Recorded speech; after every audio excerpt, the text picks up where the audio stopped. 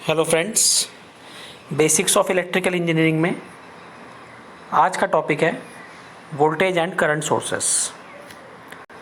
अगर आपने YouTube channel subscribe ना किया हो तो सबसे पहले सब्सक्राइब बटन पर क्लिक करके इस यूट्यूब चैनल को सब्सक्राइब कर लें, जिससे कि आने वाले वीडियो के अपडेट्स आपको ऑटोमेटिकली आपके मोबाइल पे अपीयर हो जाएं। तो इस लेक्चर सीरीज़ में आज का जो टॉपिक है वो है voltage sources and current sources. So, what is voltage source and current source? A current source is a device which converts mechanical, chemical, thermal or some other form of energy into electrical energy। यानी कि source क्या होता है? Electrical source की बात हो रही है बेसिकली। अगर हम सोर्स बोल रहे हैं, इलेक्ट्रिकल सोर्स की बात हो रही है, तो इलेक्ट्रिकल सोर्स कौन सा सोर्स है? एक ऐसा सोर्स जो कि किसी भी मैकेनिकल एनर्जी को या केमिकल एनर्जी को या थर्मल एनर्जी को इलेक्ट्रिकल एनर्जी में चेंज करने में सक्षम हो, उसे हम बोलेंगे source.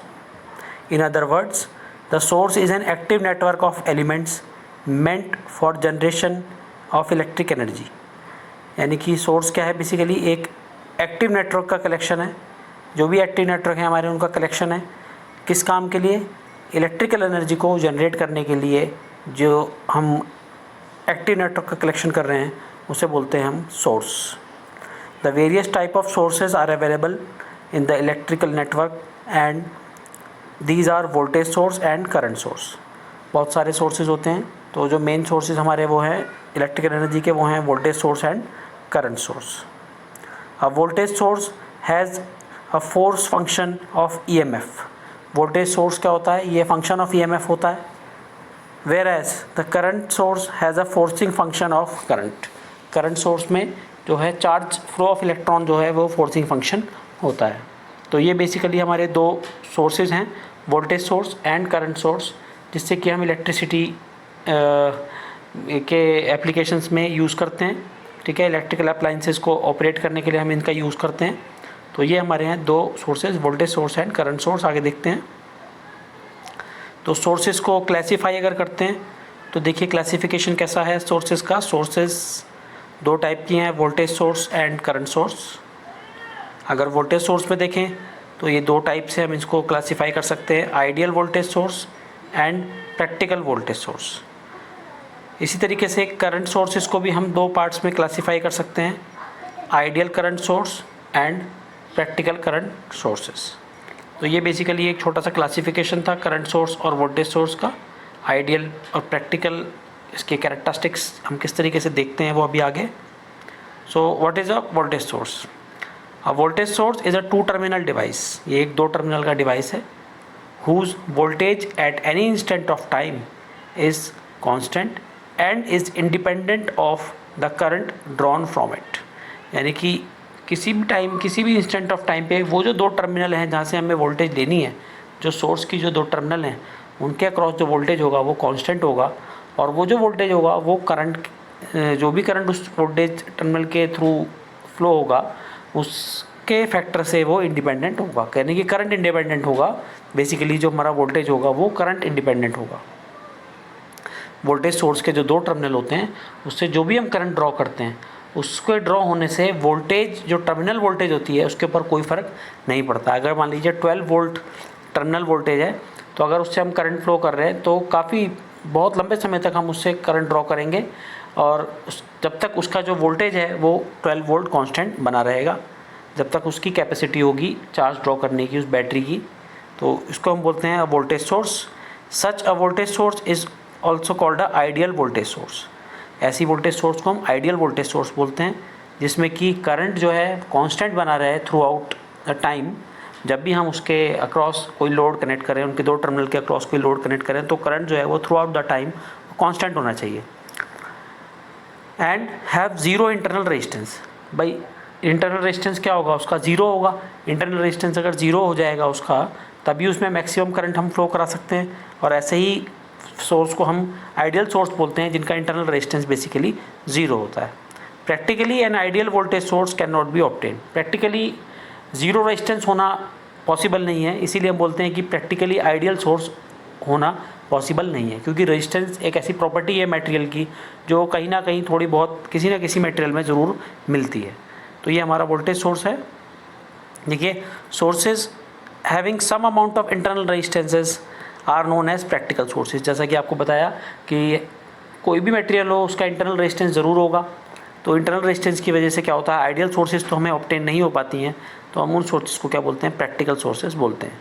Due to this internal resistance voltage drop take place. ये जो रेजिस्टेंस होता है इसकी वजह से वोल्टेज ड्रॉप होता है। रेजिस्टेंस V = IR, आपको पता है ओम्स लॉ। तो ये वोल्टेज ड्रॉप होगा and it cause the terminal voltage to reduce. तो जो टर्मिनल वोल्टेज है उसमें मैंने आपको बताया कि अगर 12 वोल्ट की बैटरी है तो 12 वोल्ट ही होना चाहिए।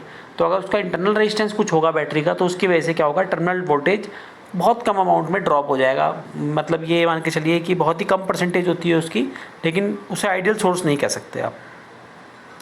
The smaller is the internal resistance of the voltage source, the more closer is it is to an ideal source. जितना उसका कम रेजिस्टेंस होगा उतना ही वो आइडियल सोर्स की तरफ हम उसको ले जा सकते हैं, उसको आइडियल सोर्स हम बोल सकते हैं अगर उसका इंटरनल रेजिस्टेंस जितना कम होगा। तो ये बेसिकली देखिए आपको दो दिखाए हैं वोल्टेज सोर्स किस तरीके से हम लगाते हैं। देखिए, पहला AB टर्मिनल है, इसमें हमने एक बैटरी का टर्मिनल दिखाया है, पॉजिटिव एंड नेगेटिव, और दूसरा भी हमने ये DC टर्मिनल है, DC टर्मिनल दिखाया आपको, ये राउंड सर्कल से हमने शो किया है VAB voltage between A terminal and B terminal. तो ये बेसिकली आपके वोल्टेज सोर्स का सिंबल है। और देखते हैं आगे, ये देखिए, ये ideal voltage, ideal and practical voltage sources का हम बताया आपको। जैसे देखिए फर्स्ट फिगर में आप देखिए वोल्टेज सोर्स दिया है V, और A और B टर्मिनल के बीच में जो वोल्टेज है वो VAB है। तो VAB अगर आइडियल है, अगर हम आइडियल सोर्स की बात कर रहे हैं, तो VAB जो होगा वो थ्रू आउट जो होगा द टाइम वो कांस्टेंट करंट हमें प्रोवाइड करेगा, ठीक है। और जो वोल्टेज की वैल्यू है वो भी कांस्टेंट बनी रहेगी थ्रू आउट द टाइम, अगर वो उसका इंटरनल रेजिस्टेंस आपका 0 होगा। सेकंड में देखिए हमने V वोल्टेज सोर्स लिया है, लेकिन एक स्मॉल r लिया है। स्मॉल r बेसिकली जो सीरीज़ में लगा है V के साथ, ये इस बैटरी का ही इंटरनल रेजिस्टेंस है, ठीक है। तो अब ऐसे में क्या होगा, VAB क्या हो जाएगा, VAB हो जाएगा V minus I into R, ठीक है ना, V minus I into R हो जाएगा। तो VAB की वैल्यू थोड़ी कम हो जाएगी पहले के मुकाबले, तो डिपेंड करेगा कि R कितना है। अब R जितना कम होगा उतना ही ज़्यादा VAB की वैल्यू इंक्रीज़ कर जाएगी। तो ये देखिए आपको ग्राफ दिखाया है, थोड़ा सा डेविएट हो रहा है नीचे की तरफ वोल्टेज, ठीक है। तो ये बेसिकली डिफरेंस है आइडियल और प्रैक्टिकल सोर्सेज के बीच में, वोल्टेज सोर्सेज। नेक्स्ट है current source. The current source are further categorized as an ideal and practical current sources. ये भी दो प्रकार की होती हैं, ideal and practical. And ideal current source is a two terminal circuit. ये एक टू टर्मिनल सर्किट है ideal current source. Element which supply the same current to any load resistance connected across its terminal. यानी कि जो current है उसका amount same रहेगा जब भी load resistance across the two terminal हम कनेक्ट करेंगे, तो ऐसा सोर्स हमारा कैसा सोर्स कराएगा, आइडियल करंट सोर्स कराएगा। It is important to keep in mind that current supplied by the current source is independent of the voltage of the two terminals। यानी कि जो दो टर्मिनल जिसके अक्रॉस हमने लोड कनेक्ट किया है, अगर वो करंट सोर्स है तो करंट सोर्स में जो करंट फ्लो होगा लोड के थ्रू वो इंडिपेंडेंट होगा उस टर्मिनल वोल्टेज के, जो भी टर्मिनल वोल्टेज उन दो पॉइंट के बीच में अपीयर हो रहा होगा। It has an infinite resistance. इसका जो रेजिस्टेंस कैसा होगा, वो इनफाइनाइट रेजिस्टेंस होगा, ठीक है। आइडियल करंट सोर्स का जो रेजिस्टेंस होगा वो कैसा होगा, वो इनफाइनाइट रेजिस्टेंस होगा। देखिए, a practical current source is represented as an ideal current source connected in parallel with the resistance in parallel. तो अभी देखिए फिलहाल तो एक करंट सोर्स आपको दिखाया है, ए और बी टर्मिनल के बीच में। देखिए एरो जो लगा हुआ है अप साइन दिखा रहा है, अप साइन मतलब जो करंट का फ्लो है वो B2A है, ठीक है। इसे हम ये स्क्वायर बॉक्स में और सर्कुलर बॉक्स में भी रिप्रेजेंट कर सकते हैं। तो ये करंट सोर्स हैं। अब देखिए आइडियल और प्रैक्टिकल करंट सोर्सेज का है यहाँ पे।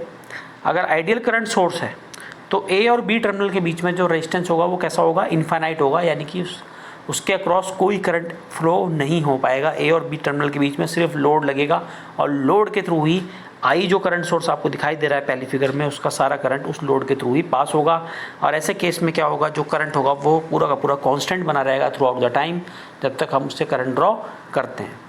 अब देखिए प्रैक्टिकल करंट सोर्स में क्या होगा, वो जो वैल्यू रेजिस्टेंस की ए और बी टर्मिनल के बीच में थी वो अभी फाइनाइट हो गई। फाइनाइट होने से क्या होगा कि जो अगर हम लोड ए और बी के बीच में कनेक्ट करते हैं तो कुछ करंट लोड में जाएगा और कुछ करंट इस रेजिस्टेंस से पास होगा, तो करंट की वैल्यू क्या होगी, लोड के अक्रॉस कम हो जाएगी। अब कितनी कम होगी वो किस पे डिपेंड करेगा, वो डिपेंड करेगा ये जो रेड कलर का रेजिस्टेंस आपको दिखाई दे रहा है, जो इंटरनल रेजिस्टेंस है सोर्स का, उसके ऊपर डिपेंड करेगी। जितना इसकी रेजिस्टेंस की वैल्यू ज़्यादा होगी उतना ही कम करंट जो है वो इससे पास होगा, उतना ही ज़्यादा करंट ए बी के थ्रू पास होगा और वो कांस्टेंट सप्लाई हमें प्रोवाइड करेगा, उतना ही वो आइडियल सोर्स की तरफ बढ़ता चला जाएगा। तो ये आपका ideal and practical current source का हमने आपको ग्राफिकल रिप्रेजेंटेशन दिखाया है किस तरीके से होता है। तो करंट सोर्सेस, वोल्टेज और जो आपकी voltage source and current source आपको इस लेक्चर के माध्यम से हमने आपको बताई है। स्टूडेंट्स, अगर आपको लेक्चर पसंद आया हो तो आप इस चैनल को सब्सक्राइब कर लें बेल आइकन को क्लिक करके। Thank you very much.